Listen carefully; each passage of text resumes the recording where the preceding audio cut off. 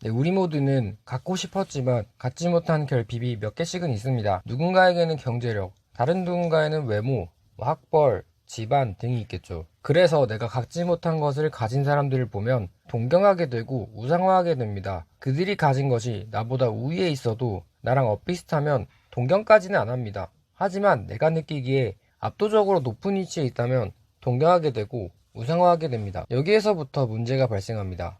제 얘기를 조금 해보겠습니다. 저는 수능을 망치고 가까운 지방 국립대에 입학했습니다. 하지만 어릴 적부터 상경에 대한 꿈이 있었던 저는 편입이라는 제도를 통해 인서울 중상위권대학인 한국외대로 학교를 옮기게 됩니다. 너무 기뻤지만 한편으로는 제 마음속에는 지옥문이 열리기 시작했습니다. 학군지 출신으로 특목고를 나온 친구들, 강남에 사는 친구들, 20대 초반인데도 명품을 아무렇지 않게 들고 다니고 해외여행도 아무렇지 않게 가는 학우들, 고향이었던 제주도에서는 거의 볼 수 없었던 사람들이었습니다. 이때 저는 이들에 대한 우상화를 하기 시작했습니다. 열등감을 크게 느끼기 시작했고요. 그리고 취업을 준비했을 때 난 적어도 얘네 정도는 되어야 한다는 압박감에 시달렸습니다. 그래서 결국 대기업에 가는 것도 실패했고 차선책으로 선택했던 공무원 준비도 성공하지 못했습니다. 결국 영어학원 강사라는 직업으로 사회생활을 시작했지만 학교 내에서 하위권 아웃풋이라는 생각이 들었고 이에 대한 열등감은 저를 계속 사로잡았습니다. 지금은 어떨까요?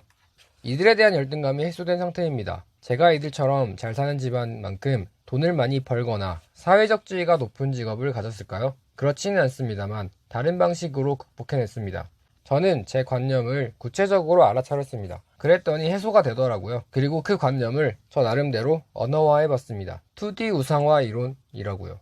제가 최초로 쓰는 말이니 쓰면 어디서 이거 쓰면 저 따라한 겁니다. 저는 제가 갖지 못했던 친구들의 화려한 모습, 즉 하이라이트만 보며 우상화를 하고 있었습니다. 사실 그들도 똑같은 사람이고 입체적인 모습이 있으며 말 못할 고민들과 열등감이 있습니다. 하지만 저는 그 어두운 부분은 무시한 채 그들의 빛나는 모습만 보고 저 스스로 2D로 편집해서 이상화하고 있었던 것입니다. 우리는 TV 속 스타들 혹은 인스타그램 인플루언서들, 많은 구독자를 보유한 유튜버들을 보고 대단한 사람이라고 생각하고 나와는 다른 세계에 있다고 생각합니다. 하지만 사람 사는 것 다 똑같습니다. 저희와 마찬가지로 아침에 일어나서 밥 먹고 일하고 퇴근하고 유튜브 보고 넷플릭스 보고 자고 가끔 놀러 다니고 패턴만 조금 다를 뿐 크게 다를 바 없습니다. 오히려 유명한 사람들이나 성공한 사람들은 정신적으로 고통받는 경우가 꽤 있습니다. 그들도 끊임없이 자기보다 위에 있는 사람들을 보고 비교를 하고 잃을 게 많기 때문에 잃지 않으려는 노력을 합니다. 우리가 이것